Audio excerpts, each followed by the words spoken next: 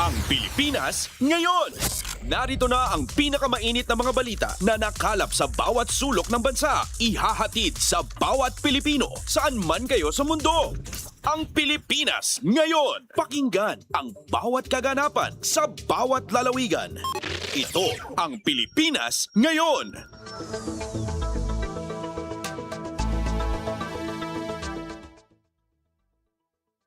Magandang araw po sa ating mga tagapakinig. Welcome po ulit sa ating programang Ang Pilipinas Ngayon.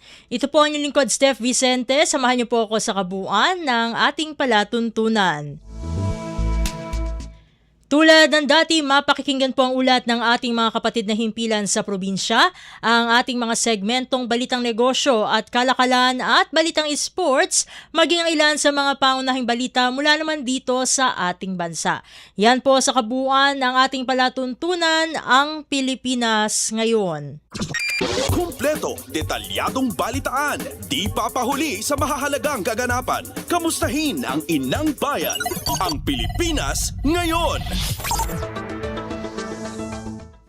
Para sa edisyong ito ng Ang Pilipinas Ngayon ay magkakaroon tayo ng mga panayam patungkol sa mga paksa na mayroong mahalagang epekto o impact sa ating publiko. At unahin na natin dito dahil alam naman natin na nagiging usapin pa rin ang impeachment proceedings laban kay Vice President Sara Duterte. At base sa mga ulat na atin pong natatanggap ay mayroong mga bagong ebidensya na isasama po ng House Prosecution Panel sa pre-trial brief na may kaugnayan sa mga umano'y hindi idineklarang personal na ari-arian ng Vice Presidente at ng kanyang asawa sa kanila pong SALN. At kaugnay ng usaping ito ay makakasama natin isa sa mga miyembro ng House Prosecution Panel at representative o kinatawan po ng Bicol Saro Party List, walang iba kundi si Representative Terry Ridon.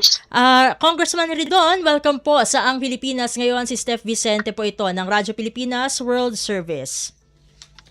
Magandang tanghali. Maraming salamat sa pag-imbita. Maraming salamat din po na nakasama po namin kayo dito sa programa. Kahit alam naman po natin Sunday is a family day, pero syempre serbisyo publiko tayo dito sa ating programa. Una po sa lahat, Congressman Ridon, sa gitna po ng mga ulat hinggil nga dito sa bagong ebidensya hindi pa kumbaga na ipepresenta doon sa mga proceedings noon sa Kamara, ay ano po ba yung without giving too much details, kasi baka syempre inaalala din natin baka may mga ma-preempt bago yung mismong trial sa Senado, pero ano po yung mga maaari nyo po na ibahagi tungkol sa nagiging paghahanda ng prosecution panel and of course dito sa tinukoy po natin na bagong ebidensya? Yung pong bagong ebidensya kasi ay hinanap po namin yung mga pag-aari ng pangalawang Pangulo at ng kanyang pong asawa na nakalista doon sa iba't ibang mga opisina ng gobyerno.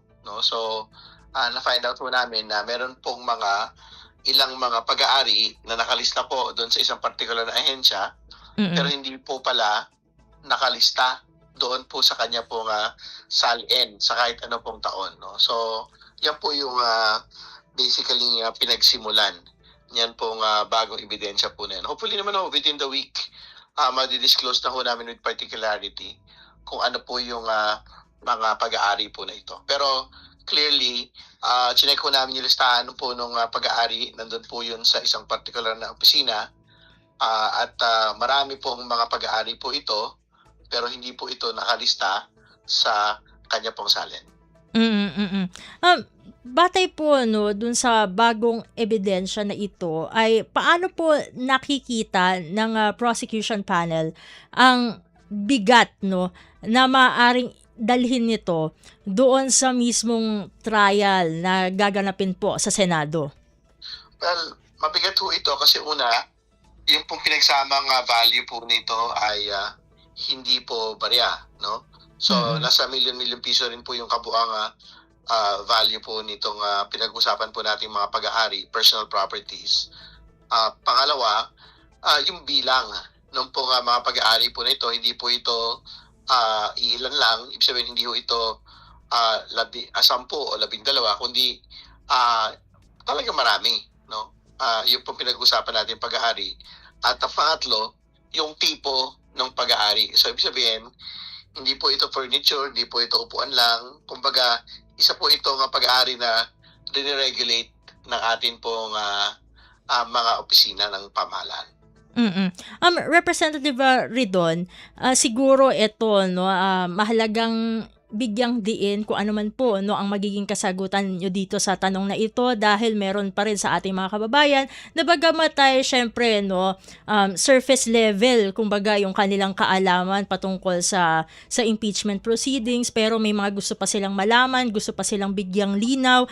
Sa usapin po nitong SALN, bakit napakahalaga po no given this whole process, bakit mahalaga na kumpleto at tama po no yung pagdedeklara ng yaman ng isang opisyal ng gobyerno, particular po yung mga higher rank officials tulad po ng Vice President?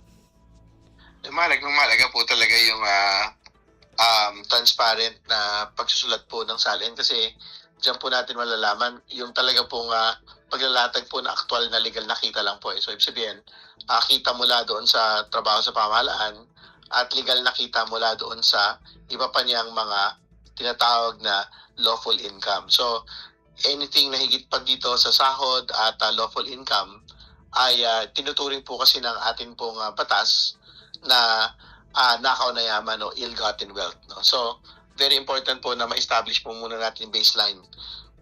Dito po ang SALN. So, ibig sabihin, lahat ng wala sa SALN, pwede po ituring na ill-gotten wealth. At itong given itong sitwasyon na hinaharap po no ni Vice President Sara Duterte, ay paano naman po ito makakaapekto no itong mga findings no regarding do sa mga hindi na deklara sa kanyang SALN no maging sa ari-arian din ng kanyang asawa sa pananagutan niya bilang isang lingkod bayan dahil second highest rank official siya no dito sa ating pamahalaan. Well, ano ho talaga ito, no? Kumaga mabigat po talaga usapin ito dahil siyempre ang inasahan po natin sa lahat, particular pinakamatataas na mga opisyal ng pamahalaan, tatalima ho talaga sila doon sa pagsasabi ho ng katotohanan sa ganito pong mga paglilista ng ari-arian. At siyempre, pagka ho, hindi po ito nagawa, nangyari na po ito doon sa impeachment at conviction ni former Chief Justice Renato Corona. Nakita ko talaga natin doon, meron siya mga pag-aari na hindi po nadeklara at yun din po yung naging mabigat na batayan bakit po siya tinanggal ng Senate Impeachment Court nung pong panahon po na yun. At dahil nabanggit niyo na po no yung naging impeachment case po no laban kay dating Chief Justice Renato Corona. Ano-ano po ba yung mga masasabi na mahalagang takeaways po no sa kasong ito na maaaring maging gabay doon sa mangyayaring trial po no sa Senado? Well, ang kailangan po talaga natin yung mga makita po talaga dito no yung pong mga ebidensya mismo. Kumbaga bagamat meron pong mga hiwalay na mga pampolitikang paninindigan, yung kahit yung Senator judges, kay mga kababayan po natin, ang pinakamahalaga po talagang makita po natin dito, ano ba yung mga aktual na umiiral na ebidensya na meron po tayo sa kasalukuyan. Kasi yan ho talaga yung dapat maging batayan lang nito po nga pagpapasya ni naman Senate Impeachment Court man yan, kahit ng publiko, dito po sa pagtakbo ng atin pong Senate impeachment trial. At ito na nga po, no, papasok na nga po dun sa tinatawag po na pre-trial stage, no? Itong impeachment proceedings na po no, laban kay Vice President Sara Duterte. Ano po ang, bilang kayo po ay miyembro ng House Prosecution Panel, ay ano ang kahalagahan po no, ng yugtong itong pre-trial stage na ito sa paglilinaw pa no ng mga pangunahing issue na dapat mai-address po mismo ng ating Vice Presidente? Siyempre, hanggang sa araw po na ito kasi wala pa rin ho talaga siya sinasagot na kahit anong detalye dito po sa bagay po na ito. maganda ho talaga na at the level of the pre-trial kasi kailangan ho niyang ipakita lahat ng mga dokumento, witnesses, ebidensya eh. Dito po sa pre-trial stage, antayin po namin kung meron pa ho siyang mga dagdag na mababanggit, no? Dito po sa mga detalye po na inaasahan sa kanya sa kanila pong pre-trial conference. At sa harap po, no, kasi given na ang taas po kasi ng interest ng publiko, no, regarding this matter, no, dahil ito ay maituturing na national issue of national interest talaga dahil syempre vice-presidente na po iyan, no, yung nahaharap sa impeachment proceedings. Sa gitna po nitong mataas na interest na ito ay paano po masisiguro, no, na ang lahat ng hakbang, no, ay sumusunod sa due process at napapanatili ang integridad po ng paglilitis. Batay na rin po sa inyong pananaw bilang miyembro po ng House Prosecution Panel. Sa punto naman po ito, yun po due process considerations, nasa Senate Impeachment Court na po ito, no? So, tingin ko naman ginagawa naman ho nila. So, ibig sabihin, lahat po ng mga dokumento, papeles, pinapadala naman ho sa bawat partido. At lahat naman ho sila ay imbitado. Ayun, medyo naputol lang tayo ng konti. Ayan, tatawagan lang muna natin ulit si Congressman Ridon para sa mahalagang impormasyon na yan. Ayan. Congressman Ridon, ayan, naputol tayo. Ulitin ko lamang po ang tanong, no, sa harap nga po ng interest, no, mataas na interest po ng publiko regarding this impeachment proceedings at yung upcoming impeachment trial nga po, no, sa Senado, ay paano po masisiguro na ang lahat ng hakbang ay sumusunod po sa due process at napapanatili yung integridad po ng paglilitis bilang kayo po ay bahagi po ng House Prosecution Panel?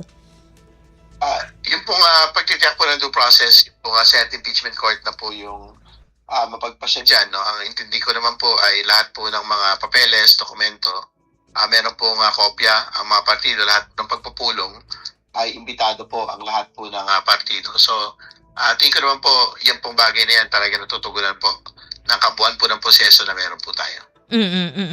Ano naman po, no, ang maaaring asahan na ng publiko sa mga susunod po, no, sa parte po ng House Prosecution Panel, dun sa mga susunod na yugto, no, para sa paghahanda sa impeachment trial sa Senado, given na bukod dito sa bagong ebidensya ay in-announce na rin po yung mga private prosecutors na makakasama nyo po? Well, syempre, yung pong private prosecutors talagang tiwala ho kami doon sa inabot na po nung mga karanasan po nila, no, doon sa kanila pong practice. No. Ito po yung inaasahan din po natin na bibitbitin po nila pagka po nagsimula na ang atin pong proseso dito po sa Senate Impeachment Trial. Siguro, no, ito na lamang po, no, Congressman Ridon, bilang kayo po ay bahagi ng House Prosecution Panel, ano po ang inyong magiging mensahe po, no, mensahe sa publiko tungkol sa kahalagahan po ng transparency, accountability at tiwala po, no, sa ating sistemang pangkatarungan, although this would happen, no, sa Senate, pero dun sa magiging sistema po na ia-apply during the impeachment trial itself? Wala naman ako may duda. No? Tingin ko naman po, susundin po ng Senate Court yung pong proseso na nakalagay po sa kanilang Senate rules. No? So kami naman ho, tatalima lang ho kami doon po sa kanila pong paglalatag ng kanila pong rules at syempre inaasahan din ho namin na maging fair din naman po, halimbawa yung presiding officer dito po sa kanila pong pagpapatupad ng pong mga reglamento po ng paglilitis mismo. And with that po, maraming salamat po Congressman Ridon sa pagsama niyo po muli, no, dito sa programang Ang Pilipinas Ngayon. Sa ulitin po, God bless po at mabuhay po kayo. Maraming salamat. Pagkatang tanghali. At ating nakasama po dito sa edisyong ito ng Ang Pilipinas Ngayon si Representative Terry Ridon ng Bicol Saro Party List na siya rin po ay bahagi rin ng House Prosecution Panel para po sa magiging impeachment trial laban kay Vice President Sara Duterte na magaganap po syempre sa Senado. Sa pagbabalik ng Ang Pilipinas Ngayon ay makakasama naman natin ang Bureau of Customs dahil merong mga ilang paksa, may mga good news tayong ibabahagi sa ating publiko, sa ating mga tagapakinig dito sa Himpilang Radyo Pilipinas World Service. Samantala, narito muna ang ilang paalala mula sa ating himpilan. Magandang araw, si Dingdong Dantes po ito. Narinig mo na ba ang yellow, orange at red warning system ng Pag-asa para sa malakas na ulan at pagbaha? Madali lang yan tandaan. Yellow, kapag posibleng magkaroon ng baha sa mga mabababang lugar o sa mga malalapit sa ilog dahil ito sa malakas na pag-ulan sa loob ng 1 oras o higit pa.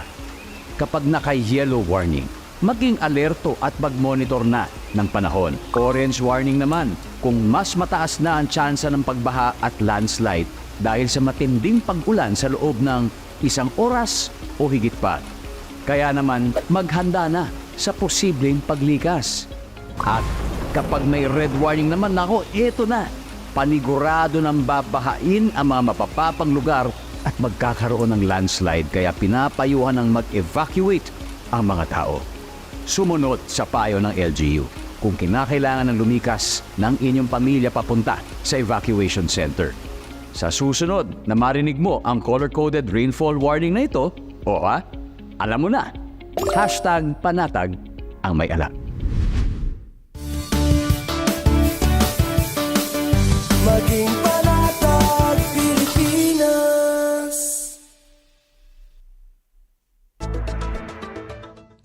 At nagbabalik po tayo sa ating programang Ang Pilipinas Ngayon. Ito pa rin po ang inyong lingkod, Steph Vicente. Sa puntong ito, bago natin makapanayam ang Bureau of Customs, ay dadako muna tayo pansamantala sa ating balitaan. Sa mahalagang balita, binigyang diin ni Pangulong Ferdinand R. Marcos Jr. ang kahalagahan ng mas matibay at pangmatagalang ugnayan sa pandaigdigang komunidad kasabay ng pag-anunsyo ng plano na palawakin ang presensyang diplomatiko ng bansa sa iba't ibang panig ng mundo. Sinabi ng Pangulo na ang kanyang pakipagpulong sa mga kapwa lider sa iba't ibang mga bansa ay nagbukas ng oportunidad upang higit pang mapalakas ang ugnayang bilateral, palawakin ang people-to-people exchanges at paigtingin ang kooperasyon sa mga bagong isyong kinahaharap ng iba't ibang nasyon. Inihayag din ng Pangulo na magbubukas ang Pilipinas ng mga bagong embahada sa Kazakhstan at Ghana ngayong taon bilang bahagi ng pagpapalawak ng diplomatic footprint ng Pilipinas. Dagdag pa niya, isinusulong din ang pagtatatag ng Konsulado General sa Miami upang mas mapaglingkuran ang mga Pilipino sa Estados Unidos at sa Caribbean. Ayon kay Pangulong Marcos, layunin ng mga bagong misyong ito na maghatid ng mas mabilis at abot-kayang serbisyong konsular para sa proteksyon ng mga Pilipino sa ibayong dagat. Inaasahan din itong magsisilbing daan para sa mas malawak na ugnayang pang-ekonomiya, pagpapalitang kultural at mas matibay na relasyong pampolitika sa mga bansang katuwang ng Pilipinas. Pasada ng mga balita mula sa Pilipinas para sa mga Pilipino saan man sa mundo. Ang Pilipinas Ngayon. Samantala, muling iginiit naman ni Pangulong Ferdinand R. Marcos Jr. ang matibay na paninindigan ng Pilipinas sa multilateral na kooperasyon na layong palakasin ang kapayapaan, kaunlaran at isang pandaigdigang kaayusang nakabatay sa mga umiiral na tuntunin. Sinabi ng punong ehekutibo sa mga kasapi ng Diplomatic Corps na nanatiling matatag ang pagsunod ng bansa sa mga prinsipyo ng United Nations at sa United Nations Charter. Binigyang diin niya na bilang isa sa mga nagtatag na kasapi ng UN, patuloy na makikipagtulungan ang Pilipinas sa iba't ibang bansa upang isulong ang kapayapaan, katatagan at napapanatiling pag-unlad. Ayon sa Pangulo, mahalaga ang matibay na ugnayan at pagkakaibigan sa ibang bansa bilang sandigan sa pagpapaunlad ng Pilipinas. Dagdag pa niya nakatulong ang kanyang pagpulong sa mga lider ng iba't ibang mga bansa upang mapalakas ang ugnayang bilateral, mapalapit ang ugnayan ng mga mamamayan at mapalalim ang kooperasyon sa mga bagong usapin.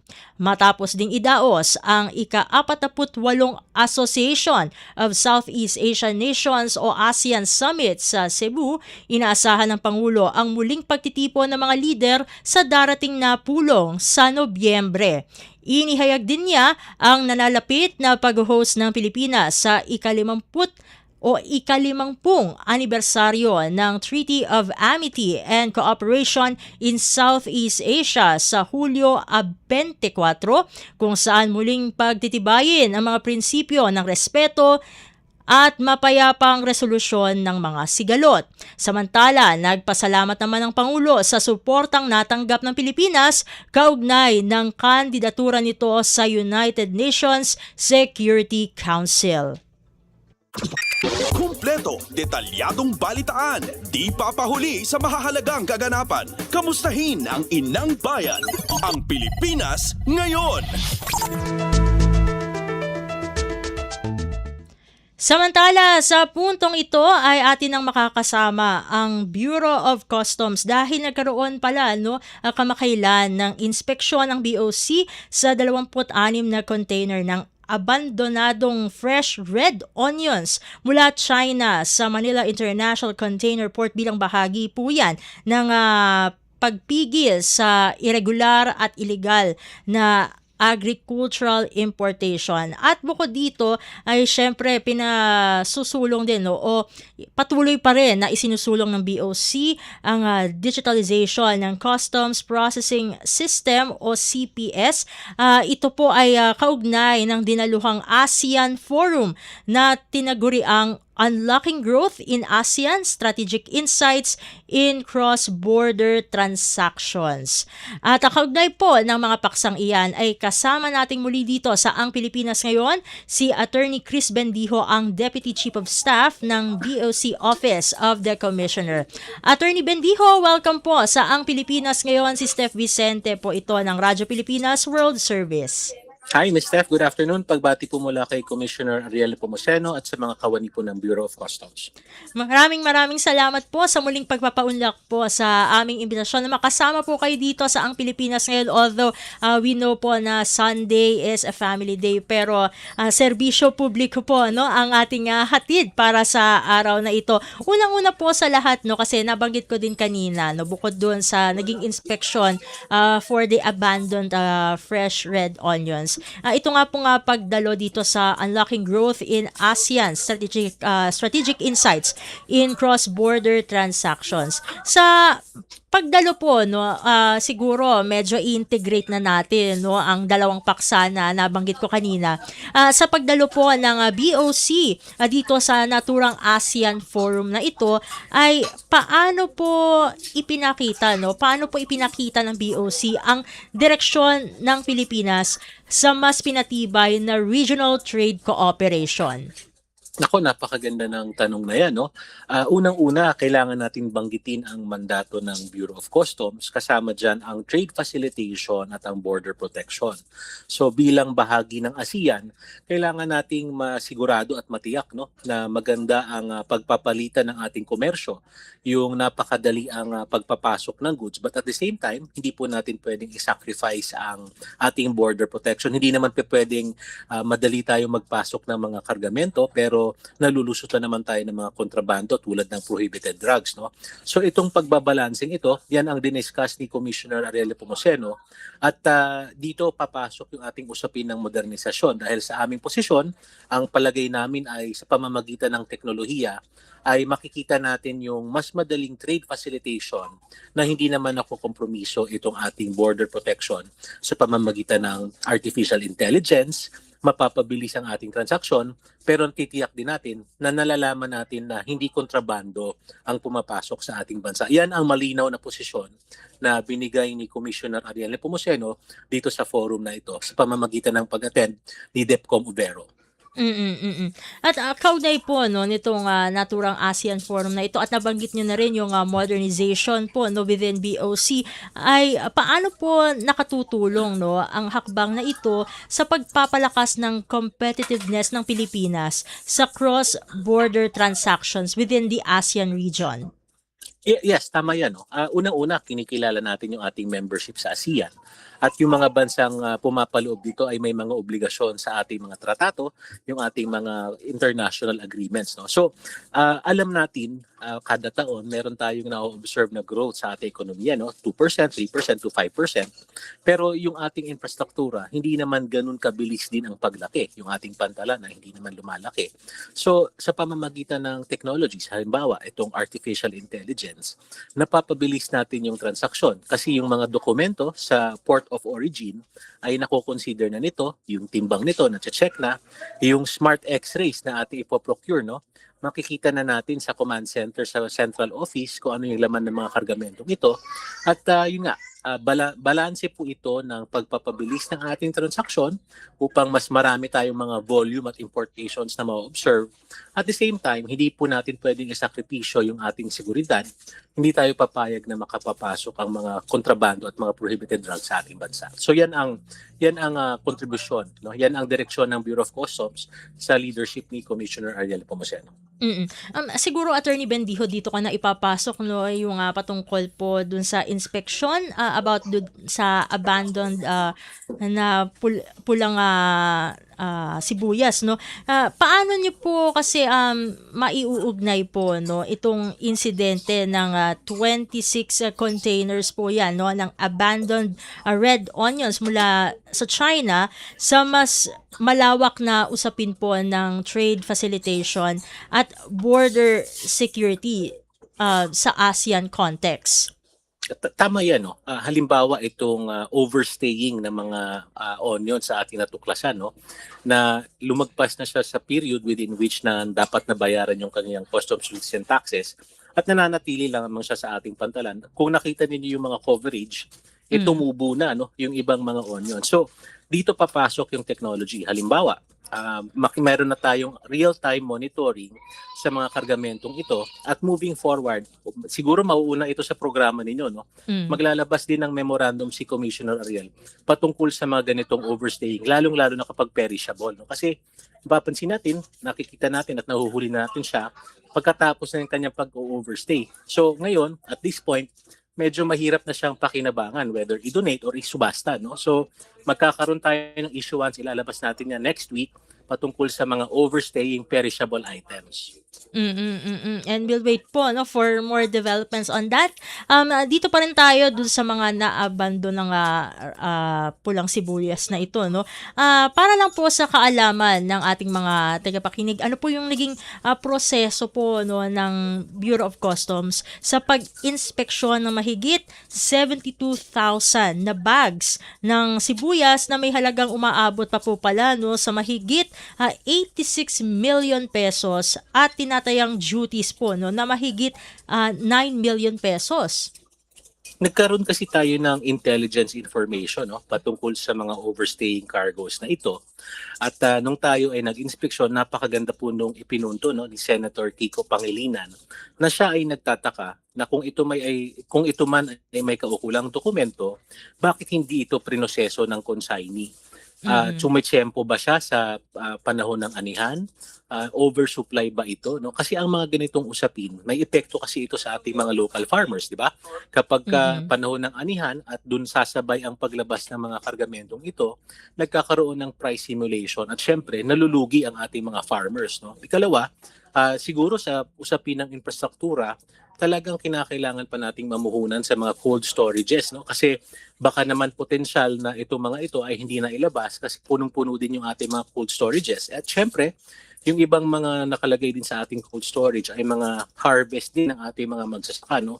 So ito ay patuloy nating iniimbestigahan pero tayo ay nangihinayang na itong ating natuklasan ay tumubo na yung sibuyas, yung iba ay may molds na. Sana ay napakinabangan, no? Kung na-donate man sana, o kaya ito ay nasubasta at nang sa ganon, naging revenue pa sana para sa ating bansa.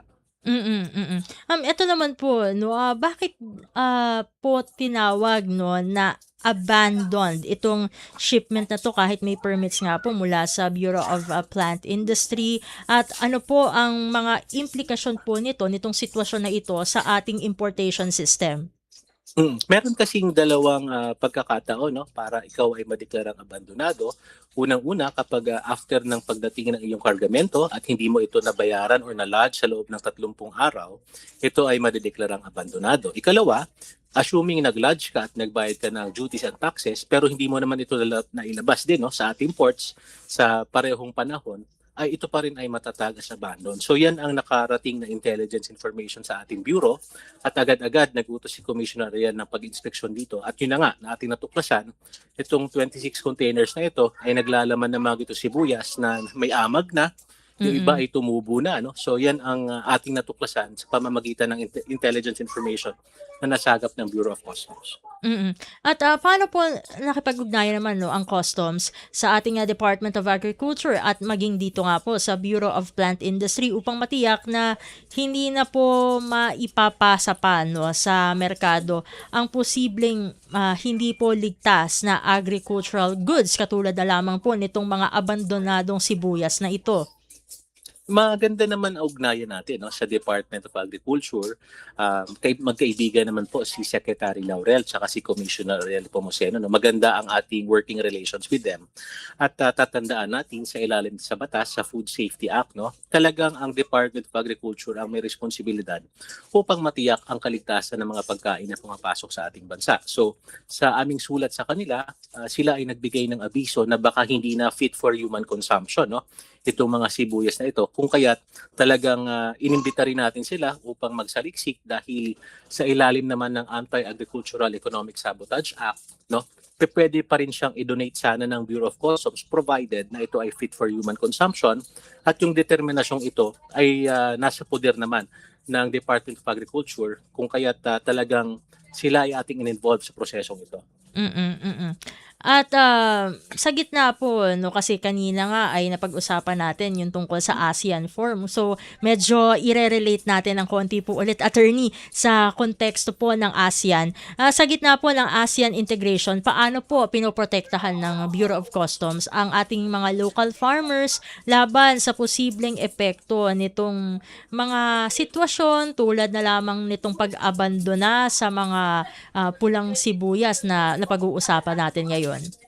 Siguro dalawang aspeto ang mababanggit natin dyan. No? Una, yung usapin ng food safety. No? Dahil again, Department of Agriculture, sila ang may responsibilidad sa ilalim ng Food Safety Act upang matiyak na walang kontaminasyon itong mga pumapasok na food importation. So, yung ating mga phytosanitary permits, upang matiyak na wala itong mga virus, no, yung mga ang tawag dito yung foot and mouth disease, yung iba pang yung mga bird flu, no.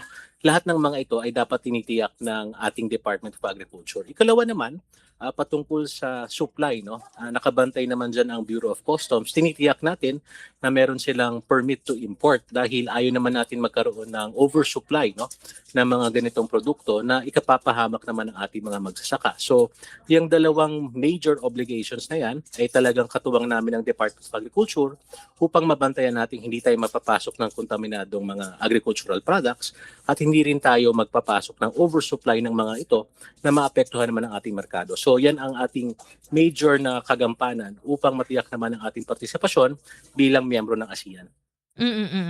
Still in relation po 'no, dito sa inspeksyon doon sa mga naabandon ng, sibuyas po, ay ano po ang nakikita 'no, medyo i-re-relate natin dun po sa modernization ng BOC. Ano po ang nakikitang benepisyo 'no, ng modernization na ito sa mga importer at exporter lalo na, sa konteksto ng mas pinabilis na kalakalan 'no, within ASEAN region? Meron tayong sinisilip, no? Iba't iba kasi yung mga phases ng ating modernization sa Bureau of Customs. Ang isa sa mga pinakatinitingnan talaga natin itong paggamit ng artificial intelligence, no? Kasama dito, ina-analyze na ng teknolohiya yung mga dokumento sa pag-i-import pa lang. Doon pa lamang sa port of origin. At siguro sa pamamagitan din ng artificial intelligence, makikita na natin kung ito ba ay pasok doon sa period within which na pinapayagan mag-import. Yung volume ba ay supisyente at pasok lamang doon sa mga limitasyon na pinatutupad ng Department of Agriculture. Diyan papasok talaga yung bilis at yung kapasidad ng teknolohiya na aminin na rin natin talaga na sa dinami-dami ng transaksyon, limitado rin talaga yung magagawa ng warm bodies na yung ating mga tao on the ground. So ito ang isang aspeto ng ating modernization na hopefully makatulong sa atin sa pagbabalanse nitong mga ganitong importations na naabanto na may potensyal na epekto sa ating merkado.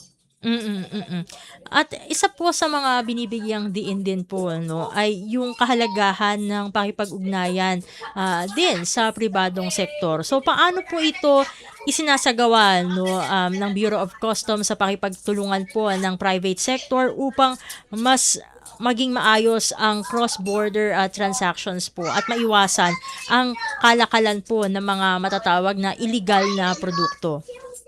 Unang-una po, tinitiyak naman po natin na kahit may mga ganitong transaksyon, ino-observe pa rin ng Bureau of Customs ang due process. So nagpapadala tayo ng kaukulang notices sa mga consignees, sa mga importers, sa mga brokers, at sa ganoon, mapagpaliwanag din nila kung bakit may ganitong importasyon at mas importante, mapaliwanag nila ba't may ganitong mga abandoned cases ng mga importations. Ikalawa, yung ating ugnayan naman, doon pa lang sa ating counterpart sa ibang bansa, pinaigting din natin yan. Tayo ay nagpa-participate sa World Customs Organization at sa pamamagitan dito, nagpapalitan tayo ng best practices, advanced information, intel information, at sa mga bagay na yan, dyan tayo nakakatisod ng mga ganitong transaksyon. Kagaya nito, yung intel nito ay galing din sa ibang bansa na nagtataka bakit wala pang pagpo-process itong importation na to, at yan ay dinedevelop ng Bureau of Customs kung kaya't nagkakaroon tayo ng mas magandang border enforcement at protection. And speaking of best practices, ay isa po, tama po ba ang isa sa mga sinusulong ngayon ng BOC itong tinatawag na Integrity, Accountability and Modernization o IM program. Sa ilalim po nito, ano po yung assurance na maibibigay po ng customs sa ating publiko at maging sa ating mga ASEAN partners tungkol sa direksyon po na tinatahak ng ating bansa sa modernong customs governance at trade security? Alam mo, napakaganda ng nabanggit mong yan. Itong IAM program, ang talagang may author nito ay si Commissioner Ariel Nepomuceno. Ang kagandahan dito sa programang ito, meron itong both short-term tsaka long-term guidance patungkol sa ating mga tao. Pag sinabi nating integrity at accountability, dito papasok yung pagiging transparent ng ating mga proseso. So kung napapansin natin, yung mga proseso sa Bureau of Customs ay naka-livestream, naka-record, naka-publish sa aming Facebook at YouTube pages. Talagang halos lahat ng proseso magmula sa ating mga auction, sa ating negotiated sale, sa ating condemnation, yung pagsisira ng mga forfeited items. Lahat yan ay naka-upload online, lahat yan ay may recording at publish. Ikalawa, yung accountability, ito naman yung ating interim solution, kasi ang long-term solution talaga natin ay yung modernization. At sa constant reminders ni Commissioner Ariel Nepomuceno, kung ano ang ginawa, kailangan mo itong mapanagutan kung sakasakaling ito ay may exposure. Yung iyong pananagutan sa iyong kilos, yan ay constant reminder sa ating mga tauhan dahil hindi naman natin sasalabahin. No sacred cows ang polisiya ni Commissioner Ariel kung ikaw ay gagawa ng illegal at kung ikaw ay talagang kailangan mong panagutan ng iyong kilos. At syempre, yung long term nga, yung modernization, dito papasok yung paggamit ng advanced technology, yung artificial intelligence, smart x-ray, yung ating customs processing system. Kapag ito ay lahat automated, tingin natin talagang mababawasan na kung hindi man matatanggal ang korupsyon sa Bureau of Customs. So yan ang kagandahan ng IAM program. And with that po, maraming salamat po Attorney Bendijo sa pagsama niyo pong muli dito sa programang Ang Pilipinas Ngayon. Kahit na sabi ko nga po kanina, today is Sunday, it's supposed to be a family day, pero nabigyan niyo pa rin po kami ng oras para ibahagi po ang mga good news mula sa Bureau of Customs. Sa ulitin Naku po, po, Ma'am Steph, kami po ang dapat magpasalamat kahit Sunday or holiday man. kapag tayo nabibigyan ng pagkakataong magpaliwanag. Kami po mula sa Bureau of Customs sa ilalim ni Commissioner Eli Pomuceno ay lubos nagpapasalamat sa inyo at mga kasamahan niyo po sa media. Maraming salamat. Maraming salamat po. Sa ulitin po, and God bless po, Attorney Bendijo. Salamat po. Good afternoon. Good afternoon po. At ating nakasama dito sa programang Ang Pilipinas Ngayon, ang Deputy Chief of Staff mula sa Bureau of Customs Office of the Commissioner, walang iba kundi si Attorney Chris Bendijo. Sa pagbabalik ng Ang Pilipinas Ngayon ay dadakuin na natin ang mga balita mula sa iba't ibang mga probinsya dito sa Pilipinas. Samantala, narito muna ang ilang paalala mula sa ating himpilan. Mabilisang trivia, dagdag talino. Heto na ang Dagling Kaalaman. Ngayong tag-ulan, kasabay ng baha ang banta ng leptospirosis, isang sakit na dulot ng bakterya mula sa ihi ng hayop, kadalasan mula sa daga. Narito ang mga dapat tandaan para makaiwas. Iwasang lumusong sa baha kung hindi kinakailangan. Kung lumusong, agad na maghugas o maligo gamit ang sabon at malinis na tubig. At kung may sintomas, agad na kumonsulta sa doktor para sa tamang gamutan. Protektahan ang sarili at pamilya. Iwas leptospirosis, iwas peligro. Stay safe, kabayan! Kaunting kaalaman na malaking dagdag talino. Abangan muli ang susunod na Dagling Kaalaman. Balita mula sa lalawigan sa bawat rehiyon ng ating bayan. Dito sa Ang Pilipinas Ngayon. Nagbabalik na po ang ating programang Ang Pilipinas Ngayon at narito na ang bugso ng ating mga regional news. Dumako muna tayo sa rehiyon ng Luzon, hard on the spot sa inorganisang Independence Day Trabaho Agad Job Fair ng Department of Labor and Employment o DOLE Regional Office 2 umabot sa 198. Ang kabuang ulat ihahatid sa atin ni Dina Villacampa mula sa Tuguegarao. Nakakalata 198 na hired on the spot i Department of Labor and Employment Regional Office 2 nakababalin na Independence Day Trabaho Agad Job Fair. Yaw na bilang ay nagafuto 1,326 na aplikante na yayai pinakakaruwanta bilang na aplikante na nagalek na trabaho na inorganisa na job fair na Department of Labor. Igagapa in near hires na 327, irayaw yari igapagay arubangat da nga proseso ni Geng Amala ta inaplayad da nga trabaho. Maturo 744 gapa ina serbisyon na one-stop shop na government service caravan na kasali ta Independence Day activity na DOLE kabulo i frontline government agencies ira ta reyon.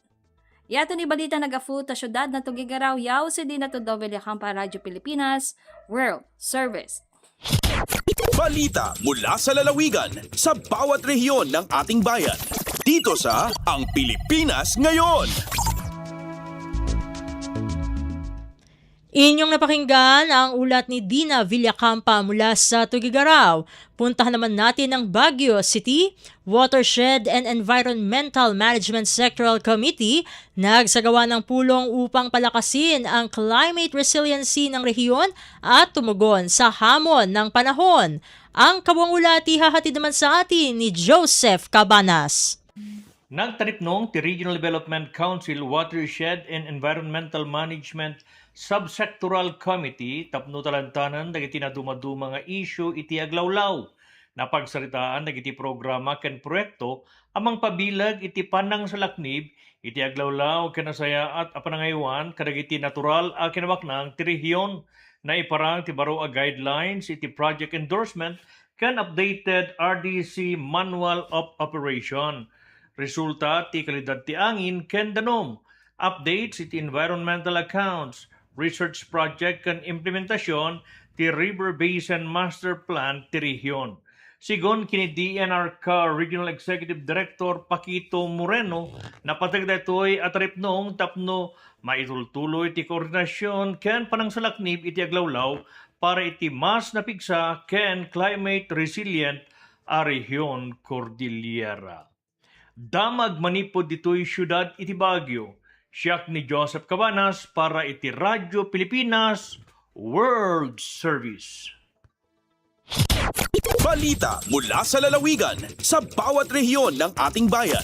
Dito sa Ang Pilipinas Ngayon. Inyong napakinggan ang ulat ni Joseph Cabanas mula sa Baguio City. Puntahan naman natin ang Lucena. Surf and Pay ng Pag-ibig Fund binuksan na sa Southern Tagalog. Digital at online transactions mas magiging accessible. Ang detalye ng balita ihahatid naman sa atin ni Tom Alvarez. Opisyal ng pinuna ng pagpapautobkan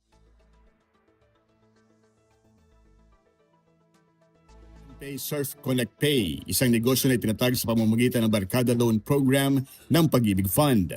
Sa isinagawang ribbon cutting at blessing ceremony sa Lucena City Grand Central Terminal, nag-aalok ang Surf and Pay ng iba't ibang digital at financial services bilang isang one-stop shop para sa komunidad. Kabilang sa mga serbisyo nito ang cash-in transactions, e-load services, game e-pins, piso Wi-Fi, remote monitoring services at offline machine services na naglalayong gawing mas accessible ang mga digital at online transactions para sa publiko. Layunin ng Barkada Loan Program na bigyan ng pagkakataon ng mga miyembro ng Pag-ibig Fund na magsama-sama upang makapagtayo ng negosyo gamit ang kanilang loan proceeds. Sa pamamagitan ng konsepto ng collective entrepreneurship, pinahihintulutan ng programa ang mga magkakaibigan o magkakakilala na pagsamahin ng kanilang kapital upang makapagsimula ng isang income-generating enterprise. Sa tagumpay ng unang Barkada Loan Project sa Southern Tagalog, inaasahan ng Pag-ibig Fund na mas marami pang miyembro o may hikayat na samantalahin ang programa at magtayo ng mga negosyong makapagbibigay ng kabuhayan sa kanilang mga komunidad. Mula sa lungsod na Lucena, Tom Alvarez para sa Radyo Pilipinas World Service. Balita mula sa lalawigan sa bawat rehiyon ng ating bayan. Dito sa Ang Pilipinas Ngayon. Inyong napakinggan ang ulat ni Tom Alvarez mula sa Lucena. Punta naman tayo sa Virac. Benteng Bigas Program umarangkada na sa mga barangay sa lalawigan ng Catanduanes. Narito si Rosie Nieva para sa balita. Opisyal ng pinuna ng pagpapautobkan Benteng Bigas meron na program sa mga barangay sa Catanduanes nganing mas dakol na residente ang makinabang sa abot kayang bagas. Enot na ining pinuna na sa nagkapirang barangay sa Banuaan kan San Andres kung saan nakabakal nintig 10 kilong bagas sa kantidad na 20 pesos kada kilo. Ang programa ang parte kan 20 pesos rice project ang administrasyon ni Presidente Ferdinand Marcos Jr. na obhetong makapaghatod din mas baratong bagas sa mga Pilipino. Pwede makinabang sa programa ang mga senior citizen, solo parent, PWDs, 4-piece beneficiaries, mga paraoma, parasira, mga tsuper, minimum wage earners, asin mga paratukdo, asin non-teaching personnel kan DepEd. Sigon sa Provincial Information Office, narealisar ang programa sa probinsya sa paagi kan pakikipag-koordinar ni Governor Patrick Asanza sa Food Terminal Incorporated o FTI. Gikan sa RP Virac, ini si Rosie Nieva para sa Radyo Pilipinas World Service. Balita mula sa lalawigan sa bawat rehiyon ng ating bayan. Dito sa Ang Pilipinas Ngayon. Inyong napakinggan ang ulat ni Rosie Nieva mula sa Virac. Dadako na tayo sa Kabisayaan. Department of Labor and Employment o DOLE Region 6 nagsagawa ng high-impact, high-visibility joint inspection sa mga construction sites sa Western Visayas. Ang detalye ng balita ihatid sa atin ni Paul Tarosa mula sa Iloilo. Para masiguro nga protektado kag safe ang mga construction workers sa ila lubrahan nagpatagal sang high-impact, high-visibility joint inspection ang Department of Labor and Employment sa mga construction sites sa Western Visayas. Suno kay Attorney George Ferrares ang DOLE 6, nag-umpisa na ang inspeksyon sa mga ongoing projects sa riyon. Kaupod sang DOLE sa inspeksyon ang Department of Public Works and Highway, Social Security System, Pag-ibig, PhilHealth, kag mga natungdan nga local government unit. Ang inspeksyon pagsunod sa direktiba ni DOLE Secretary Francis Tolentino, kasunod sa natabo nga pag-collapse sa isa ka building sa probinsya sang Pampanga. Pinaagi sini masiguro nga protektado ang mga trabahante sa nasambit nga industriya, labi na sa occupational safety. Nagikan sa RP Iloilo, ini si Paul Tarosa para sa Radyo Pilipinas World Service. Balita mula sa lalawigan sa bawat rehiyon ng ating bayan. Dito sa Ang Pilipinas Ngayon. Inyong napakinggan ang ulat ni Paul Tarosa mula sa Iloilo. Dakuin naman natin ang Mindanao. Department of Social Welfare and Development o DSWD Region 11 nagpapatuloy sa pagbibigay tulong sa mga apektado ng nangyaring lindol sa Davao Occidental. Ang detalye ihahatid sa atin ni Sheila Lisondra Celosia mula sa Davao.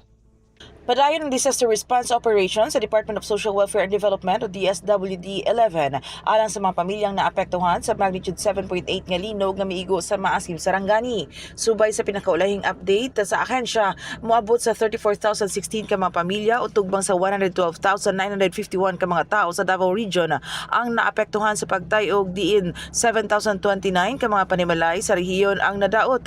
2,650 niini ang totally damaged, samtang 4,379 usab ang partially damaged. Sumala sa ahensya, kapin 26.4 million pesos nga tabang na ang natunol sa mga apektadong pamilya, pinaagi sa pagtinabangay sa mga ahensya, mga lokal na kagamahanan o uban pang institusyon. Lakip sa mga nahatag ang family food packs, family tents, modular tents, hygiene kits, sleeping kits o ready-to-eat food packs. Padayon nga naka-full alert usab ang DSWD-11 o nakig-alayon sa mga lokal na kagamahanan o partner agencies aron masiguro ang paspas nga paghatod og tabang ug uban pang gikinahanglang serbisyo sa mga naapektuhang pamilya. Gipasalig usab sa ahensya nga magpadayon ang ilang response ug recovery interventions hangtod nga mahatag ang mga panginahanglan sa mga komunidad nga naapektuhan sa linog. Gikan Davao City, Sheila Lisondra Celosia alang sa Radyo Pilipinas World Service. Balita mula sa lalawigan sa bawat rehiyon ng ating bayan. Dito sa Ang Pilipinas Ngayon.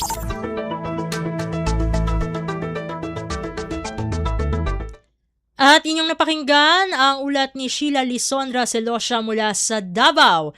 Dito na nagtatapos ang ating regional news. Susunod na po ang ating segmentong Balitang Negosyo at kalakalan na susundan ng segmentong Balitang Esports. Parehas na ihahatid sa atin ng ating kasamang si Leo Magpayo. Lagay ng ekonomiya, kalakalan, negosyo at iba pa. Atin ang alamin dito sa Ang Pilipinas Ngayon.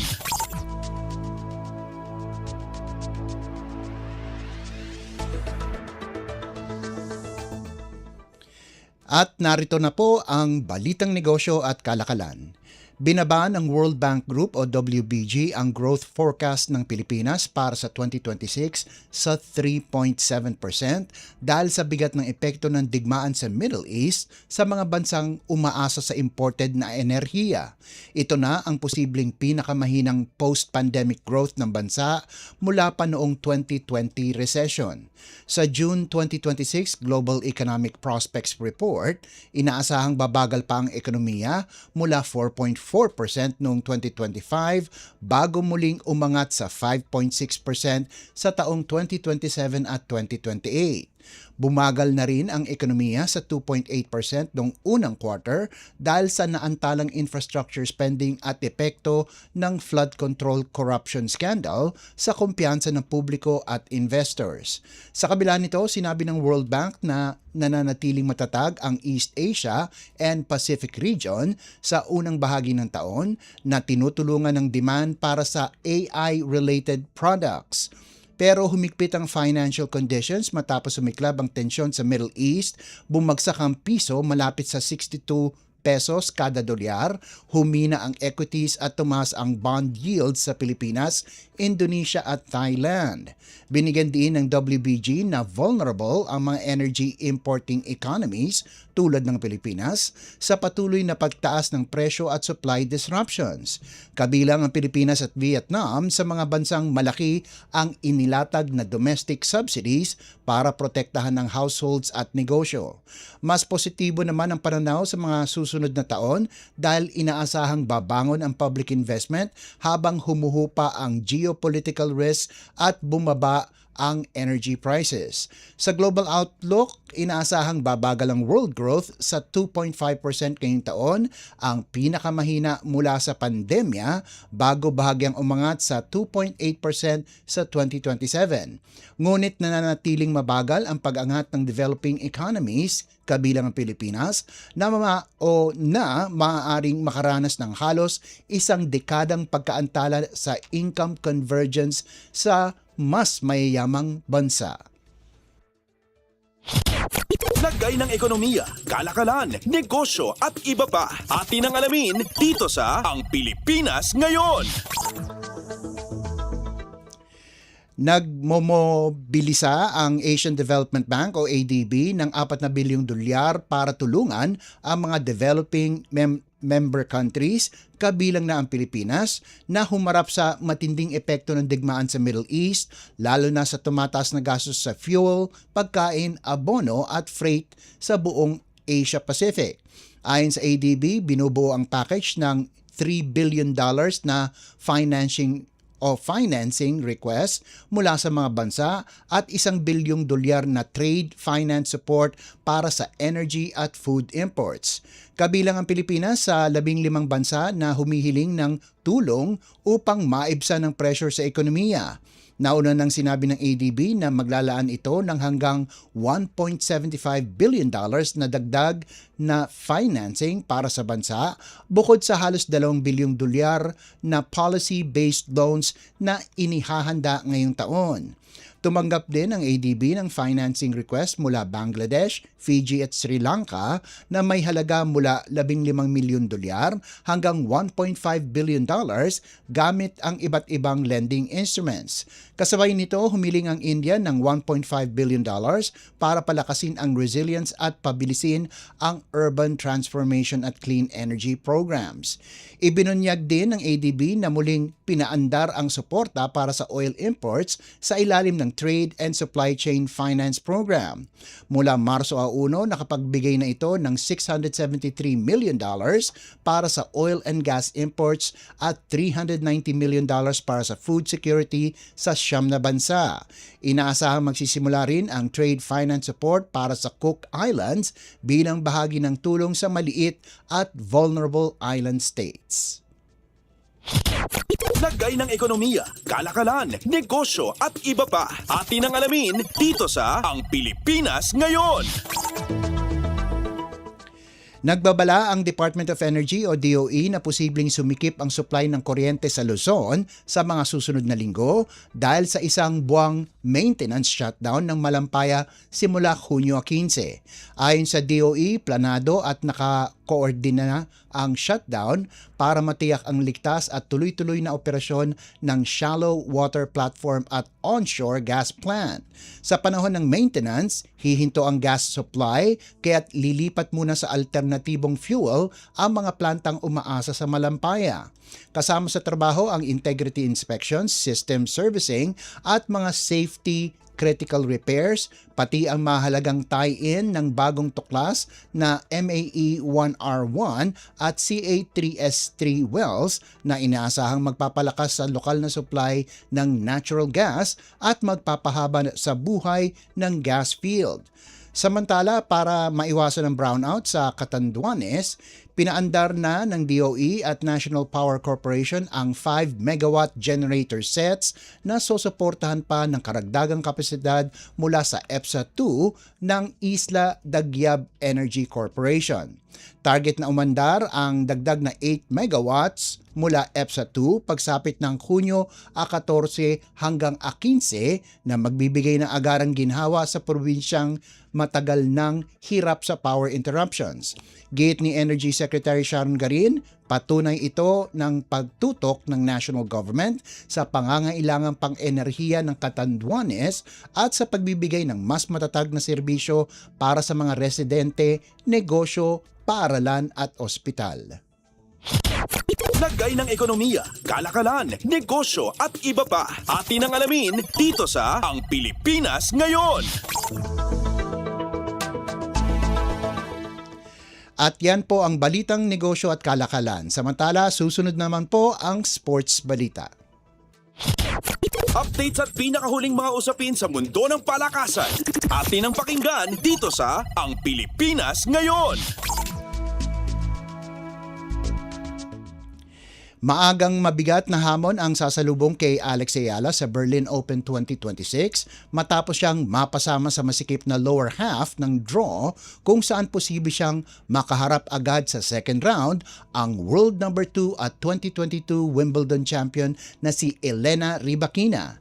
Pero bago yon, kailangan munang lampasan ng 21 anyos na Filipina ang unang round kontra Donna Vekic na kasalukuyan naglalaro sa finals ng HSBC Championships laban kay Emma Raducanu. Galing si Ayala sa maagang pagkalas sa Queen's Club matapos matalo kay 6 seed Iva Jovic sa second round. Ngunit may baon siyang kumpiyansa mula sa kanyang kamakailang tagumpay sa Birmingham Classic, ang kanyang ikalawang WTA singles title. Hindi rin bago kay Ayala si Vekic. Huli silang nagharap noong Enero sa ASB Classic sa Auckland kung saan nanaig ang Pilipinas sa 3 set.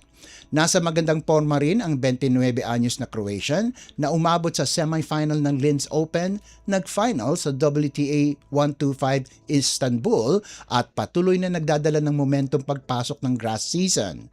May malawak din siyang Grand Slam experience, semifinalist sa 2024 Wimbledon at quarterfinalist sa 2023 Australian Open at 2019 US Open. Handa si Ayala na muling hanapin ang kanyang matalas na laro sa isa na namang mabigat na linggo sa tour. Updates at pinakahuling mga usapin sa mundo ng palakasan. Atin ang pakinggan dito sa Ang Pilipinas Ngayon. At bilang pangwakas sa ating segmentong sports balita, winalis ng Gilas Pilipinas Boys ang Malaysia sa isang 76-point blowout, 130-54 para umusad sa finals ng FIBA Under-18 Asia Cup Siyaba qualifiers nitong Sabado sa Changkapo Gym. Mabilis na nagliyab ang Nationals, bumira ng 17-0 run sa simula at hindi na lumingon pa. Tinapos ang laban na may 4-0 record at nananatiling walang talo sa torneo. Sa panalo, tiyak na rin ang kanilang pwesto sa Continental Championship. Hindi na nabantaan ang Gilas sa buong laro sa pangunguna ng inside-outside combo nina John Bennett Kagurungan at Prince Carino. Umiskor si Kagurungan ng 26 na puntos kabilang ang 7-3 habang naghari si Carino sa shaded lane para sa 21 puntos. 4 pang manlalaro ang nagtapos sa double figures, sina Joaquin Tovera na nagtapos ng 15 puntos at 7 rebounds, Luis Razon na may 14 na puntos, Ethan Aguas na may 12 puntos at 8 rebounds at si Andrew Chio na may 10 puntos at 5 rebounds. Susunod na haharapin ng Gilas ang host Thailand sa finals, isang team na tinalo na nila sa group stage 98-63. Updates at pinakahuling mga usapin sa mundo ng palakasan. Atin ang pakinggan dito sa Ang Pilipinas Ngayon. At yan ang pinakahuling balita sa larangan ng palakasan. Ito po si Leo Magpayo, samantala nagbabalik na po si Steph Vicente. Updates at pinakahuling mga usapin sa mundo ng palakasan. Atin ang pakinggan dito sa Ang Pilipinas Ngayon.